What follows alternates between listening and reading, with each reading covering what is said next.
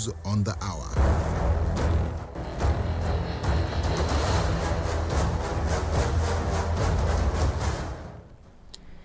The federal government says improvement in the remuneration and conditions of service of judicial officers would remain uppermost on the agenda of the President General Muhammadu Buhari. The Attorney General of the Federation and Minister of Justice Abubakar Malami San made the commitment in a statement by his Special Assistant Media and Public Relations, Dr. Umar Gwandu, in his address at the 2022 Court of Appeal Annual Legal Year.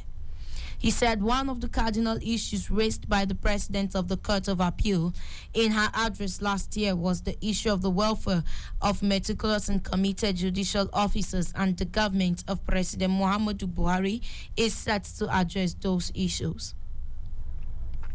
Minister of Humanitarian Affairs, Disaster Management and Social Development, Hajia Sadia Umar Farouk, has inaugurated a strategic technical working group to enhance effective dissemination of information on humanitarian activities in Nigeria.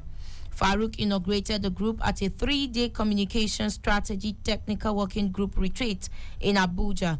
She stressed that the roles of the ministry's communications, media, and press teams and that of the stakeholders and relevant partners were interrelated and interdependent, and this underscores the need for them to work together in developing a strategy that cuts across board and works for all, whether state or non-state actors.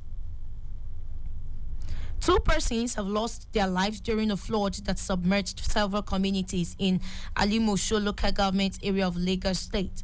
The Lagos Territorial Coordinator, National Emergency Management Agency, Ibrahim Faroloye, in a statement said the flood caused by the torrential rainfall swept the victims away in the Iyana, Ipaja, and Command areas of the state. He said one of the victims, identified simply as Alpha, had escaped with his wife and 4 children but had returned to his house to pick some items when the flood that submerged his house swept him away. However, 2 other persons with him escaped with the help of the community members. In another development, 9 ladies were rescued when a 1-story building that was submerged started sinking on Akinwumi Street, Mende, in the Maryland area of the state. Now onto the foreign scene. The International Criminal Court, ICC, has ordered the review of a $30 million reparation pack for victims of DR Congo warlord Bosco in Takanga. The ICC cited several errors in the trial chamber's decision. Judges of the appeals chamber agreed with Ntakanga's lawyers on a number of points on appeal, including the fact that the trial chamber did not make any appropriate determination in relation to the number of potentially eligible or actual victims and failed to provide an appropriate calculation or set out sufficient reasoning for the amount of monetary award against Ntakanga. The appeals chamber decided to remand several issues for the trial chamber to issue a new reparations order.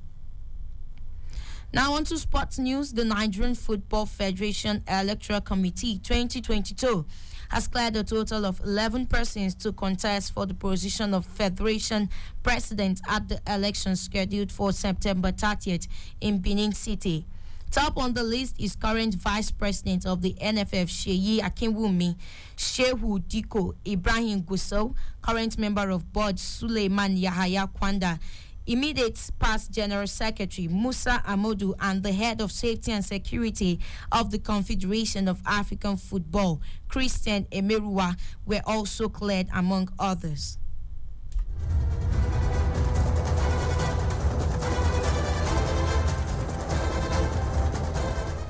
That's the Citizen FM news at 10, as compiled and edited by Lawrence Omwete. I am Damudu Barnabas. To follow us online, please visit www.citizenfm.ng. You can also follow us on our social media page on Facebook at Citizen FM Abuja, on Twitter, and on Instagram at Citizen FM 937. There is more on Citizen FM if you stay with us.